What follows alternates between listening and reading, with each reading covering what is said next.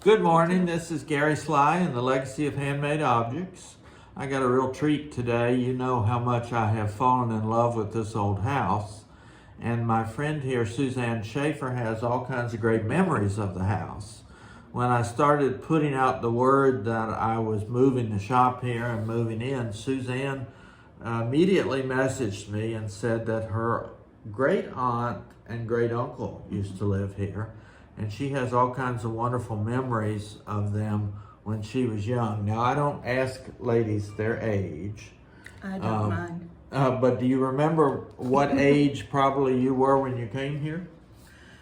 Well, it would have been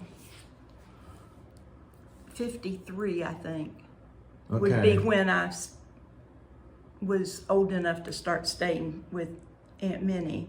That was, my parents divorced that when I was 9. Okay. And I don't think I stayed here much before that. So. And you said your grandmother had passed, and so Aunt Minnie was kind of a surrogate grandmother for you. Yep.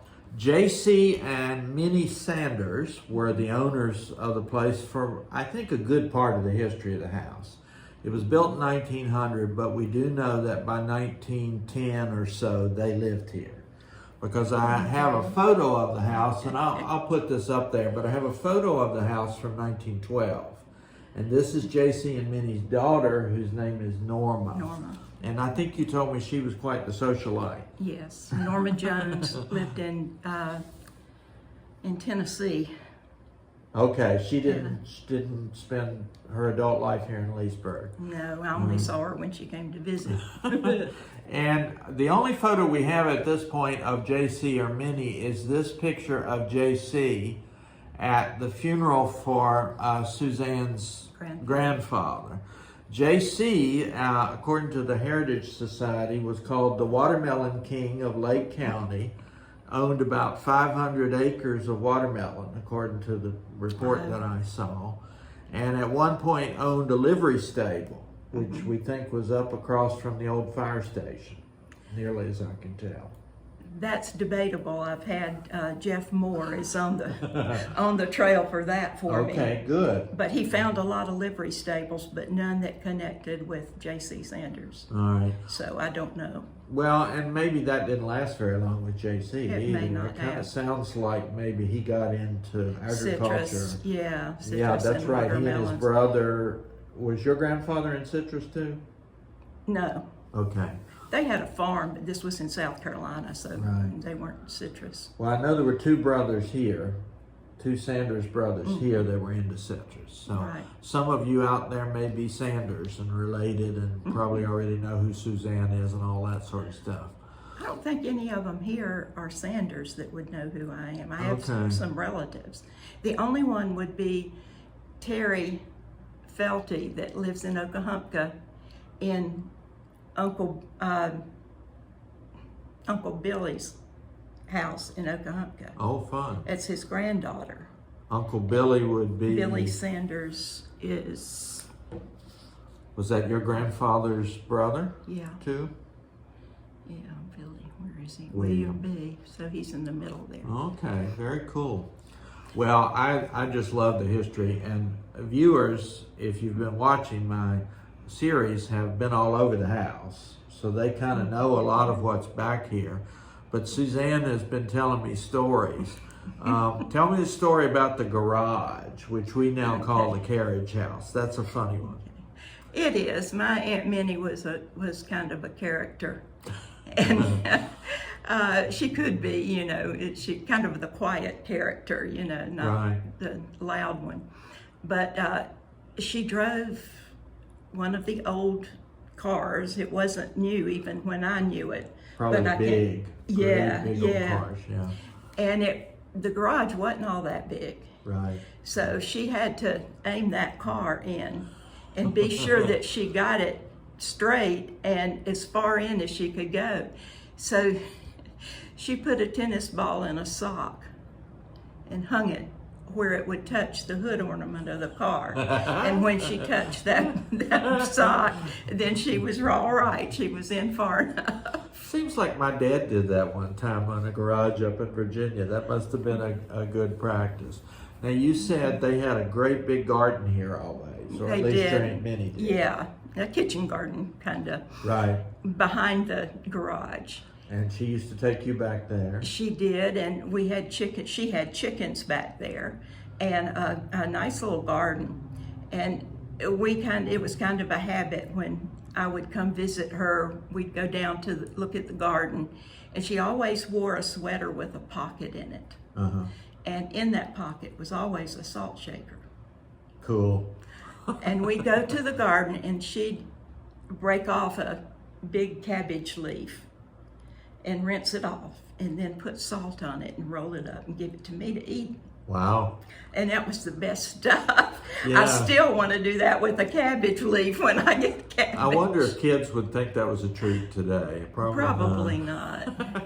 Tell me about Minnie. How would you describe her? I know you said she's kind of quiet. She was a large woman, not really fat, but Stout. a little chubby, Yeah. and stout was a good word. Right. She wore her hair pulled back in a bun, like was the rule of the day, I guess. Yeah. The hairdo of the day. And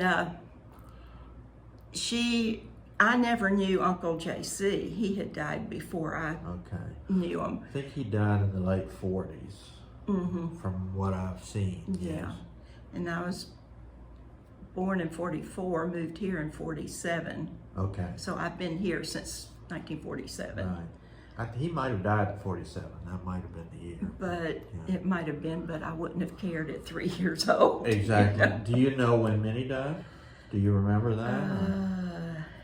Would have been not too long.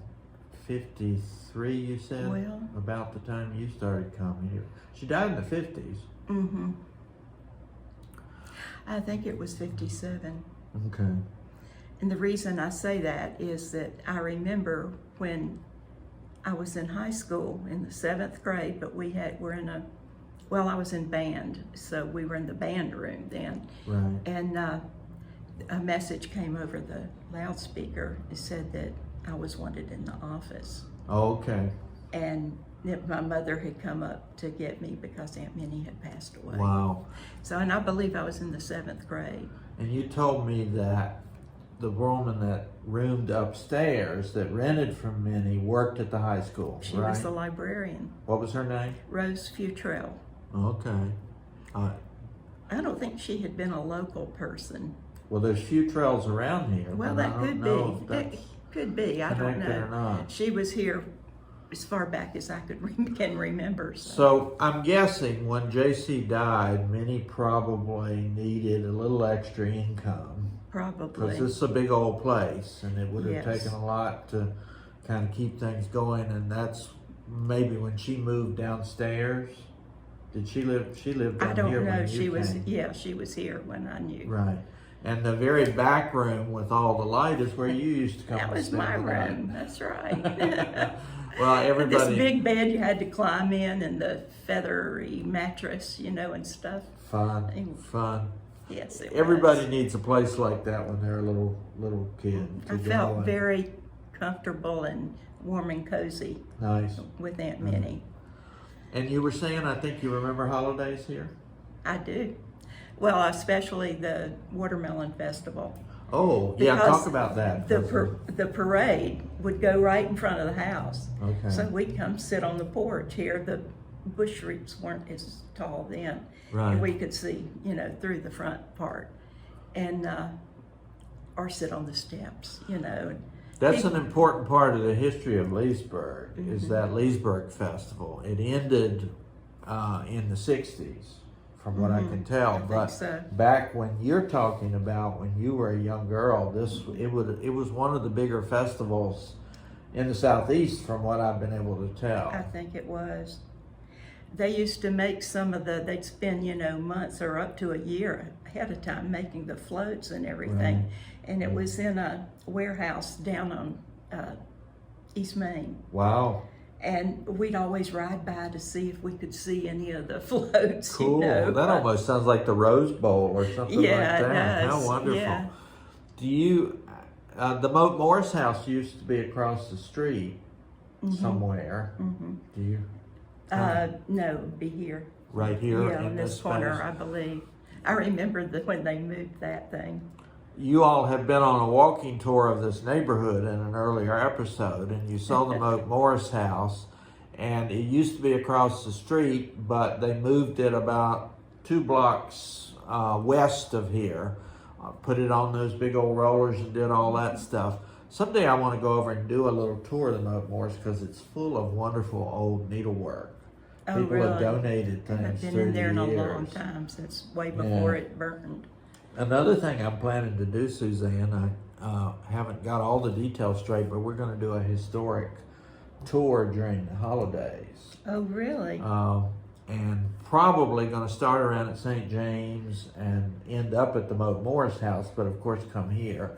I'm already scoping out a 12-foot Christmas tree and all kinds of stuff for this place. They're going to get to tour the house? Yeah. Well, at least come in and kind of see the main part of it. I'll have it decorated and have some goodies up Have here, some something people like that. around in costume to talk about the room they slept in as a little girl. Well, if that's a volunteer, we'll I'll see. do it. I think that would be fun. It doesn't look much like a bedroom now with all that stuff No, but stashed back there, but we can pretend. I So- can still see it in my mind, you know, the bed, big bed against that north north-facing window. walls. And it was just one with the big fluffy mattress. Now they didn't have air conditioning back then. Do you remember it being awful, or were you just kind of used to it and it didn't matter? I guess I was used to it. Yeah. I mean, I've noticed in this house, a lot of the windows we can't open anymore because they're all painted shut and stuff. But I've noticed this first floor cools off really fast and heats up really fast. Well, you probably could get a Cross draft. breeze. Yeah. And with through. all those windows back there, you probably That's true. had that going on. The house has been many things since then. It's been a lot of different commercial uses. So, in fact, I'm about to paint that wall a different color. It's going to be a really deep pink. Oh, really? And this front room is going to become sort of an art gallery. So I'm going to have visiting shows in here. Good. Yeah, I love all what you have against that burgundy.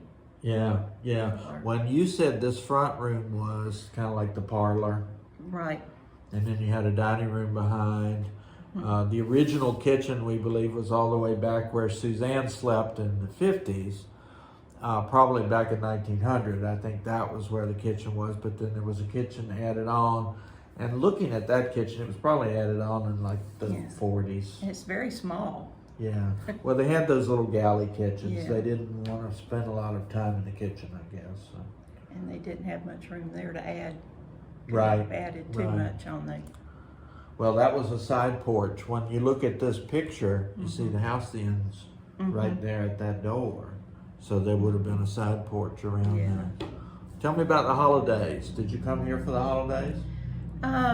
Christmas or anything? No, I think the children would come during the holidays. I don't remember Aunt Minnie going up there, But you came here? Tennessee, but Some? some, Okay. but not as much during the holidays. Right. So this was just kind of your special hideaway. You don't have any sisters. I don't have Do you any have siblings. no siblings. Wow, this was a real treat then. Yeah, I bet she it fixed your was. favorite foods. And... Yes, and that's another story. Go ahead. I love that. The tiny little porch thing, or breakfast room, I guess you'd call it. Right. Very small breakfast Yeah, room. yeah. Off of the kitchen is where we had breakfast. And I always enjoyed sleeping at Aunt Minnie's because for breakfast, she had a little toaster in that little room. And she put, I think it was always thin sliced bread, Right. which we never used, you know, so that was in itself was a treat. And then, but real butter. Oh, wow. And of course, this was the oleomargarine days. It's Sure. what my mother Ugh. used. Yeah. And Kind of plastic paste yeah. and stuff. So I just loved it when I came here and got to eat Aunt Minnie's real butter. You said you didn't think she was real fancy. So Right. we kind of wondered as we were walking through here when I first got the place, whether somebody else added in some of these chandeliers. Some of them would make sense. That one looks really like it would have made sense. Yeah, and I like the way our viewers can see it in the mirror behind us. Sure, exactly. Yeah. It's a beautiful piece. I've gone around and looked at all these, and one of the ladies that works for me during the week specializes in polishing them. She doesn't like them to look dirty, so Oh, well, good for her. let And good for you. Get some of that cut crystal down and wash it and all that sort of stuff. It is beautiful. Well, it's been a lot of fun moving in here and kind of exploring and figure things out. It's very unusual. This house has a full basement. In Florida, that's pretty unusual. I don't think you even knew that. I didn't know that until you told me, and Yeah. I didn't know about the attic either. Right, that's right. There's a fourth floor. Yeah. Never knew that was there. Third floor. Third floor. Well, actually fourth if you count the basement. Basement, that's right. Well, thank you, Suzanne. It's just You're welcome. always wonderful to, as I say, to explore and to kind of dive into this. And you told me some new stories today I hadn't heard. And I hope you'll come back whenever you feel the need. I may think of some more stories as I'm looking at pictures. Right. I can't say that I'm going to put a big fluffy feather bed in the back, but you're always welcome here. This is always a good place to come and remember your Aunt Minnie. And I'll take you up on that offer when we get towards the holidays. If you're feeling like it, we'll do a little event here and maybe do some historic tours. That sounds fun. Thank you for checking in. You're welcome. Also, just a reminder for those of you who watch, if you're not a subscriber, consider doing it. I don't make any money off this, but if I have a lot of subscribers, I get to do more things. Oh, They okay. give me new options. So if you enjoy what we're doing here and you value the legacy of handmade objects, consider subscribing. And Leesburg.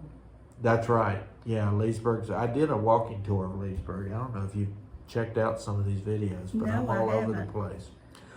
So that's it for today. Thanks for viewing. This is Gary Sly and Suzanne Shaffer, and it's the legacy of handmade objects.